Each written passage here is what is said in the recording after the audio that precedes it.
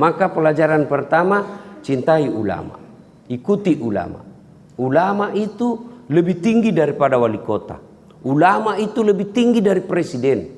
Presiden ada pensiunnya. Presiden hilang masa jabatannya. Sementara ulama, apa kata Nabi? Al ulama'u warisatul anbiya. Ulama itu adalah pewaris para nabi. Jadi itu anjuran agama. Kalau puasa seperti ini, kirim kue ke rumahnya ulama. Dia pakai buka. Jangan ketawa serius kayak ini. Jangan kau lihat saya. Bukan ton saya masukku. Yang ku kenal-kenal. Ada di dalam kompleks tak di situ. Ada imam, ada penghafal Quran, ada pendakwah. Kirim kau berkah itu kau kasih. Berkah. Apa yang dia makan, lalu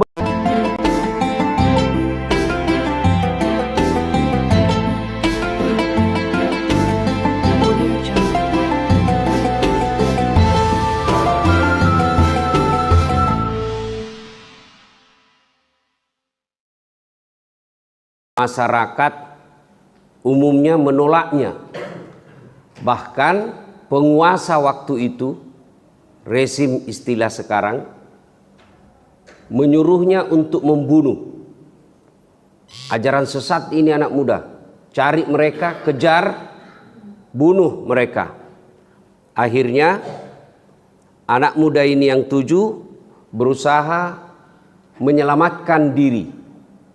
Larilah mereka mencari persembunyian, meninggalkan daerah tempatnya berdakwah, dikejar, tapi dengan izin Allah selamat dari pengejaran, dilempari. Ada satu binatang yang mengikutinya, anjing. Dia setia kemana saja anak muda ini pergi, dia ke situ. Akhirnya mereka masuk ke dalam gua, tidur. Dan sebelum dia tidur, dia berdoa, ya Allah, lindungi kami dari orang-orang jahat. Ya Allah, selamatkan jiwa raga kami dari orang-orang jahat. Lalu mereka tidur. Tidurlah. Beberapa lama kemudian bangun. Dia gosok matanya. Dan satu bangun. Nah kasih bangun sama temannya. Wih, bangun. Kemudian dia bilang yang satu, keluar kau dulu pergi beli.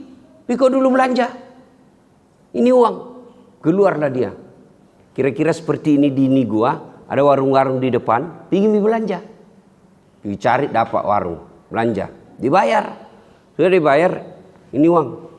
Kakek ini kakek yang punya warung. Uang ndak laku ini. Bagaimana caranya ndak uang laku? Nah baru kak kemarin tidur. Nah ndak lama mini uang. Masa sih? Tapi baru kemarin saya tidur. Ndak ini uang lama mini. Ndak laku sekarang. Mereka si geaki. Akhirnya ditanya. Ada yang mengatakan, berapa lama ki tidur memang ini? Pulang ikan ndak lakuannya. Berapa lama ki memang ini tidur? Nah bilang tidak, baru kemarin. Nah bilang, tidak. Nah bilang yang satu, lama kayaknya. Nah bilang, barang tidak masuk akal. Mereka berdebat.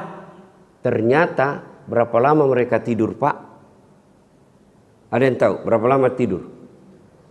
Ibu-ibu, berapa lama tidur, Bu? 2 minggu? 2 minggu? 2 minggu atau 3 minggu? Berapa, Ibu? 309 tahun. 3 abad, Pak. 309 tahun tidur. Tidak pernah bangun-bangun. Pernah kita tidur di sini 2 hari 2 malam tidak pernah bangun. Kecuali pingsan kita, nah pukul piring si istri tak, pak. Allahu Akbar. 309 tahun tidur. Tidak masuk di akal. Tapi kalau Allah yang mau, terjadi. Kalau bapak ibu tidak percaya ini cerita, berhenti makin jadi orang Islam. Kenapa? Ada kisahnya dalam Quran. Kisah apa namanya, Dek? Apa? Ashabul Kahfi. Pelajaran pertama. Nanti di sorga, ini mau masuk sorga. Diceritakan dalam hadis, Allah perintahkan salah satu golongan orang yang dunti kelompok yang awal-awal masuk sorga, Ashabul Kahfi. Meskipun berbeda pendapat ulama sampai sekarang, ada yang mengatakan 7 dengan anjingnya, ada yang mengatakan 8 dengan anjingnya. Jangan maki pusing itu. Nah, Ashabul Kahfi bersama anjingnya masuk mereka golongan orang-orang yang diberi pertama masuk ke dalam surga. Maka ikuti ulama. Termasuk Bapak Ibu, muliakan ulama.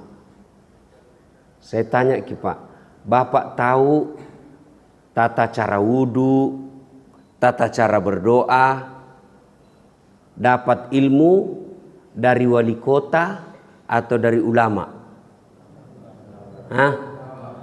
Tapi kalau kau undang wali kota, ulama, mana lebih kau muliakan? Apa ini? Ada deh kalau wali kota mau datang, ceh. Langsung kalau perlu pinjam uang, makanan khusus, sudah cium-cium tangannya. Padahal baru tanda tangan korupsi.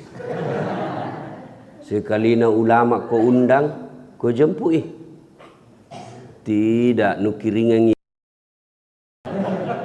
jopoeng motor.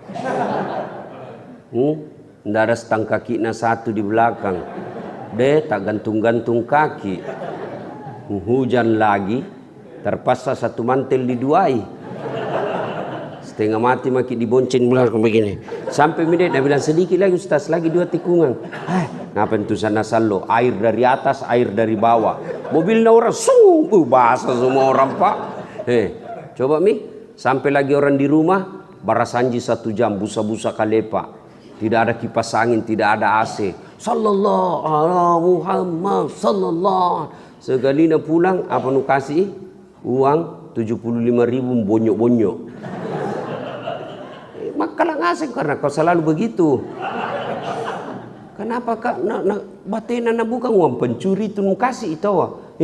Tapi Ustaz, apa non dibawa meja na uang halal ini? Kasih komplot baik-baik, kasih maaf. Sudah tak kasih baik-baik itu. Dilihat sama suaminya, kenapa kau dong kasih begitu Ustaz kah? Nah tinggalkan rumah na 1 jam. Toko na tutu untuk datang bacakan doa na kaki rumahnu. Masa 75.000 jinu kasih? Apa na bilang istrinya? Yo paling tambah mi di situ 2 jalan kotek sama pisang. Bagaimana anak-anak mau jadi ulama kalau begini? Sementara kalau artis datang kita muliakan. Baru apa jina bawakan kok? Alamat palsu. Kelihatan dadana, kelihatan pahanya. Ndak juga nak kasih pegang kok. Napakah Cina-Cina joko saja. Ten. Ya. Maka pelajaran pertama, cintai ulama. Ikuti ulama.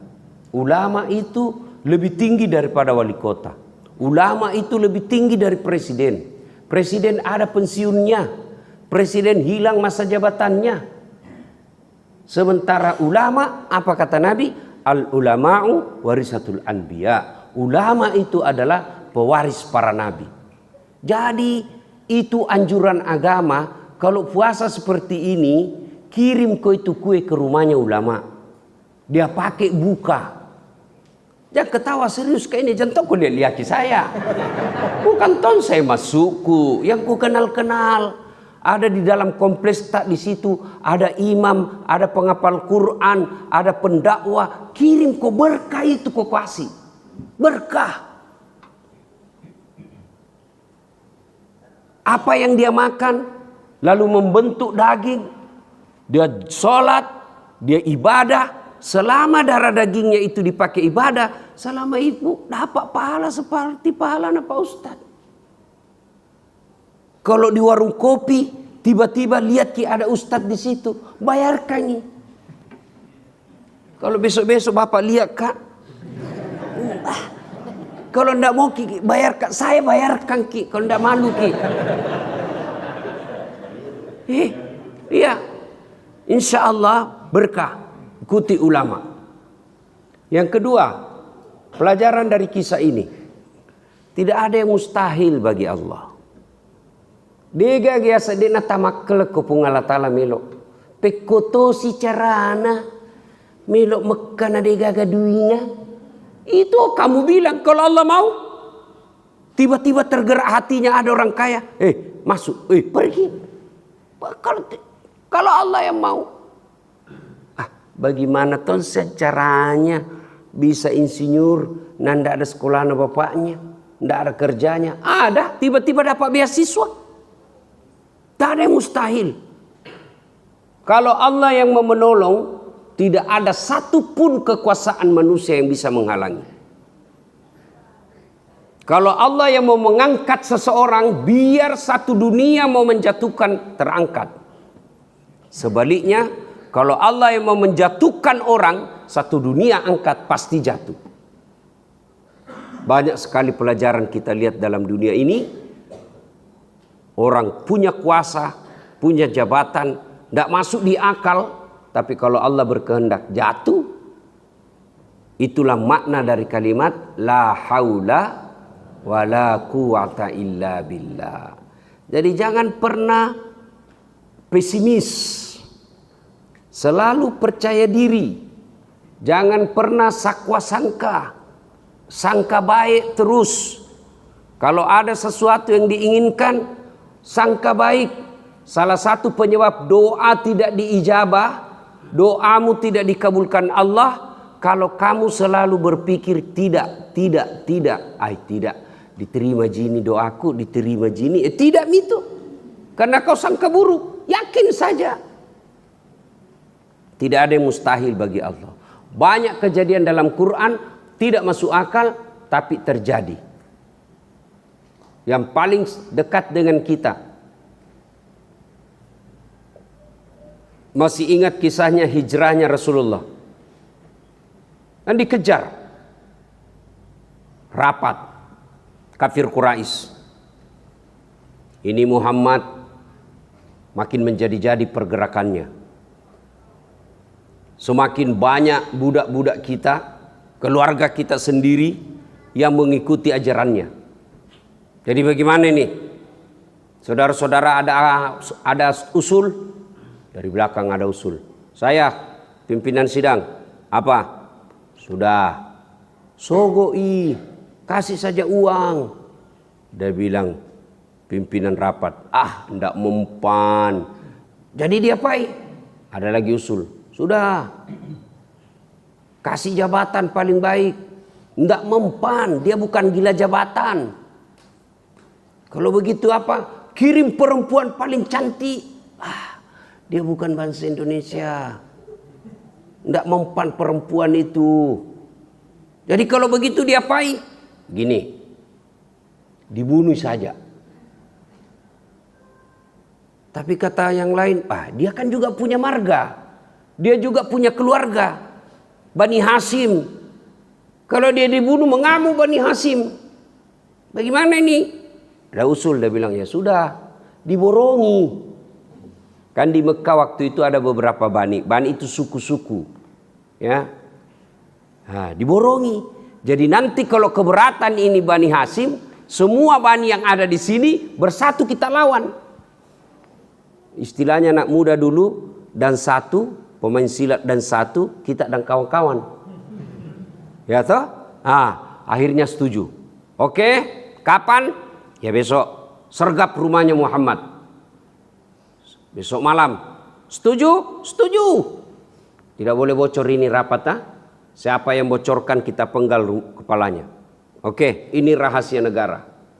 Pulanglah peserta rapat. Ada satu peserta rapat pas tidur cerita-cerita sama istrinya. Dia bilang, ibu datang rapat tadi. Oh ya? Iya. Ada rahasia ini. Tapi memang kau bilang-bilang ibu, rahasia negara ini bahaya ini kalau bocor nih. Apa pak? Nanti kau kasih bocor. Tidak, apa? kenapa kau bilang-bilang mau pancing jadi pale? Akhirnya dia bilang, besok malam Muhammad mau dibunuh. Tapi jangan kau ngomong, jangan kau cerita. Enggak Pak, rahasia terjaga. Besok pagi ini ibu pergi pasar. Pergi nak kasih temannya. Apa? Rahasia. Jangan kau ngomong-ngomong ah. Iyo, apakah? Tapi jangan kau ngomong. Iyo, apa? Sebentar malam Muhammad mau dibunuh. Wah, iya kah? Iyo, tapi rahasia. Jangan kau ngomong. Iyo, ndak aman. Pulang ini, nak kasih tahu juga tetanggana. Sini kau dulu. Apa? Ada rahasia. Jangan kau ngomong-ngomong. Yang tadinya ada rahasia, jangan kau ngomong-ngomong, ngomong semua orang. Itulah perempuan kalau kena dapat dikasih rahasia. Maka bapak-bapak kalau ada rahasia jangan lalu kasih tahu istrimu. Biar sumpah-sumpah jangan kau percaya, pasti bocor. Itulah kenapa dalam Quran kalau laki-laki bersaksi cukup 1 orang. Quran. Tapi kalau perempuan harus 2 orang. Kalau saksinya laki-laki 1 cukup. Kalau perempuan harus 2. Kenapa? Karena memang kadang perempuan susah pegang rahasia. Ya, berapa banyak kisah-kisah gara-gara perempuan suami hancur. Nah, itu kekurangannya perempuan. Pacari, pacala, pacala-cala. Nah sudah, akhirnya dikepung rumahnya Rasulullah. Dikepung. Nah, ternyata Rasul juga tahu. Dari mana Nabi tahu? Intelnya Allah. Malaikat. Muhammad hati-hati, akan ada penyerangan sebentar malam. Ganti korek di kopi. Nah disergap. Wah dikepung. Nabi diperintah untuk membaca 1 ayat. Lalu keluar, tidak ada yang bisa melihatnya. Ada yang tahu ayat itu? Ada yang tahu? Ku kasih hadiah. Karena banyak sekali kita semua jadi tidak cocok. Ya, ada. Mana itu? Ada anak kecil. Kasih hadiah. Ya. Siapa yang bisa hafal itu ayat? Ibu-ibu angkat tangan. Apa ibu? Ya.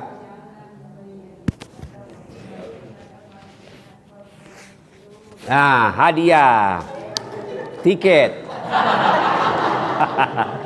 Kasih hadiah uang ustadz berkah.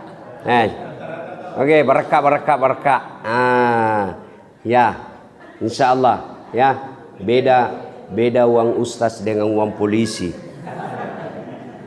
Ya. Ada yang tahu artinya itu? Ada yang tahu artinya? Ibu, itu uang insyaallah ibu, uang berkah. Itu uang saya ibu, uang berkah. Selama ibu tidak belanja itu uang, ada terus uang di dompet tak? Ya, coba membuktikan ini, insyaallah. Selama kita tidak belanja-belanjai, ada terus uang tak di dompet. Itu berkah itu uang itu. Ya. Bapak saudara-saudara sekalian, itu ayat tadi yang Nabi baca. Kurang lebih terjemahannya, di depan mereka, di belakang mereka, di kiri kanan mereka, seolah-olah ada dinding. Tertutup mata mereka, seolah-olah ada dinding. Nabi lewat, tidak ada yang bisa melihatnya. Coba. Ini biasa nak baca mahasiswaku kalau ada rahasia lalu lintas.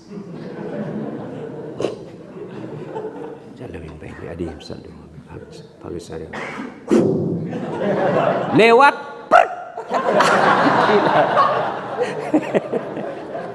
Tidak langsung datang dia bilang, bohong-bohong ke Ustaz. Apalagi kau bilang kau bohong?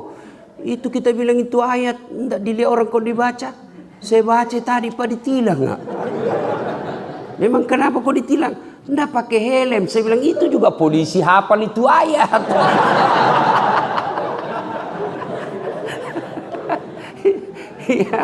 Nah, Nabi lewat, tidak ada satupun yang bisa melihatnya. Pas sudah jauh, baru Abu Jahal bangun. Bangun Abu Jahal, dia kasih bangun semua anggota. Cepat kok. Begini matanya terbelalak, tidak ada dilihat. Pas masuk Abu Jahal, dobrak pintu rumah Rasulullah, didapatnya Ali bin Abi Thalib. Di tempat tidurnya Nabi. Sebelum Nabi meninggalkan rumah, beliau panggil Ali bin Abi Thalib, sepupu satu kalinya, yang kemudian jadi anak mantunya, yang juga sekaligus sahabat pilihan 4 beliau. Dia bilang, Ali, sini kau dulu. Ya Rasul, kau ganti saya dulu tidur di sini. Coba bayangkan Pak, kalau bapak-bapak itu malam ada penyergapan, bapak mau dibunuh, misalnya saya mau dibunuh, baru saya panggil, Ki ganti saya Kak tidur di sini. Mau Ki kira-kira Pak? Mau Ki kira-kira? Pasti tidak mau. Ali bin Abi Thalib, apa dia katakan? Sami'na wa ata'na. Malam itu selesai kejadian, ditanya, Ali, kenapa kau mau ganti Nabi malam itu? Nah, kau nyata-nyata diganti untuk mati. Apa kata Ali bin Abi Thalib? Kalau saya yang mati pada malam itu, 1 orang mati. Hanya Ali, anaknya Abi Thalib yang mati. Tapi kalau Muhammad yang mati pada malam itu, roh kebenaran, cahaya kebenaran, dinul Islam akan hilang di muka bumi. Lebih baik saya mati daripada Rasulullah Muhammad SAW. Begitu ku anak muda. Jangan kau kalau cewek, gunung kan ku daki, lautan ku seberangi, minum kopi aja kau tiup.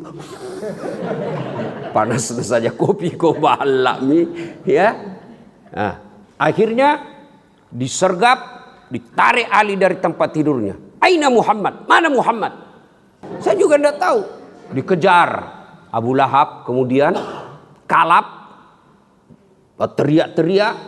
Lalu dia bilang, ayuhan nas, wahai penduduk Mekah, siapa yang bisa menemukan Muhammad dalam keadaan hidup atau mati, saya kasih hadiah 100 ekor onta betina. Itu onta pada zaman itu lebih mahal onta betina daripada onta jantan. 100 ekor. Kira-kira kalau sekarang itu satu onta uang Indonesia berapa? Kalau saya tidak salah 25 juta. 1 ekor 25 juta kali 100 berapa Pak? Ibu-ibu biasa kalau uang cepat nah hitung. Berapa kira-kira? 2,5 miliar ya? Ya sekitar itu 2,5 miliar. Siapa yang dapat Muhammad, saya kasih hadiah 2,5 miliar uang kalau uang Indonesia. Berkejaranlah orang mencari Muhammad. Nah, salah satu pencari tanda jejak keluar, dia kejar. Hebatnya ini orang Pak, dia tidak perlu lihat bekas kaki onta. Apa? Penciumannya Pak tajam. Dia bisa tahu. Seperti anjing pelacak. Dasar Latif. Rexona.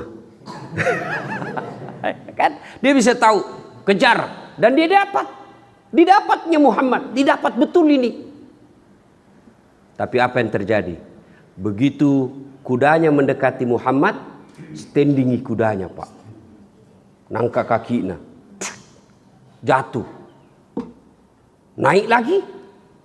Dekat lagi. Jatuh lagi. Dia coba ketiga kalinya. Dia mau naik lagi kudanya. Jumping lagi kudanya. Jatuh lagi. Langsung dia bilang, bukan orang sembarang ini. Ada orang dilindungi Allah ini. Akhirnya dia berkata, Abu Bakar. Tidak berani dia sebut namanya Muhammad. Abu Bakar. Karena Nabi bersama Abu Bakar. Ya.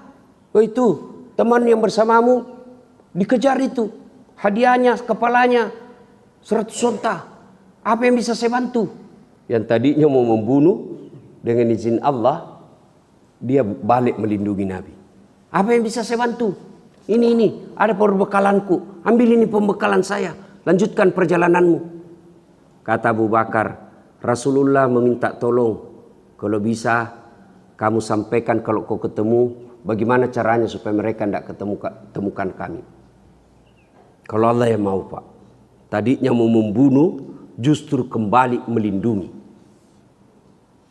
Kalau Allah yang mau, tidak ada yang mustahil. Nabi bersembunyi dalam Gua Zur. Ada yang tahu apa? Gua Zur, bersembunyi itu dalam Gua Zur. Itu Gua Zur, Pak, kalau dilihat dari luar, begini orang sembunyi, pasti kelihatan orang di dalam. Pasti. Karena enggak jauh itu ke dalam itu Gua Zur.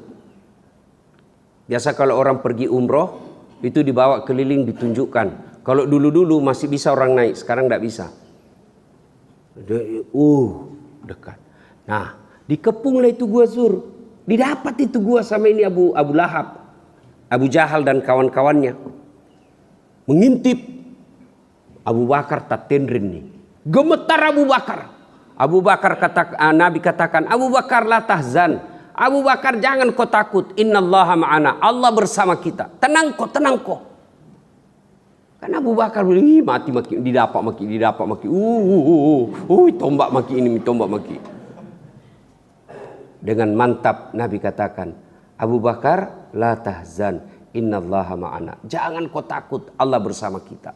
Akhirnya apa? Allah turunkan pasukannya. Bukan ababil, bukan malaikat, tapi apa? Laba-laba. Bahasa Perancis spider, bukan Spiderman. Tahu jaki laba-laba? Garangkang. Iya toh? Pernah lihat sarang laba-laba? Itu biasanya kalau mau lebaran dibasmi. Rumah dibersihkan dari sarang laba-laba. Ya, itu sarang laba-laba. Ambil pulpen, kasih di atas sarang laba-laba, pasti rokoyak, pasti robek.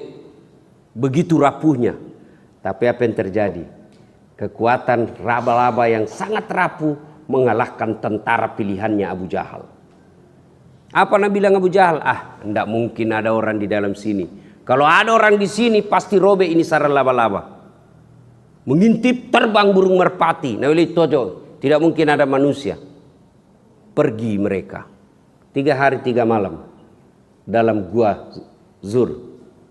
Lanjutlah perjalanannya. Kalau Allah ingin menyelamatkan orang, Pak, kalau Allah yang mau menolong kita, pasti ada cara. Tidak ada yang mustahil. Maka yang jadi persoalan buat kita, bagaimana supaya Allah menolong kita. Cara supaya Allah menolong kita, banyak mendekatkan diri kepada Allah Subhanahu wa taala. Dan bulan inilah tempatnya Allah paling dekat dengan hambanya. Maka sia-sia orang yang memasuki bulan suci Ramadan tidak memperbanyak amal-amal kebaikan. Yang diberi kuasa, kemampuan untuk ngaji-ngajilah. Target. Yang sudah kabur-kabur matanya, tidak punya duit untuk beli kacamata, zikirlah dengan cara yang lain. Ucapkan subhanallah, subhanallah, subhanallah.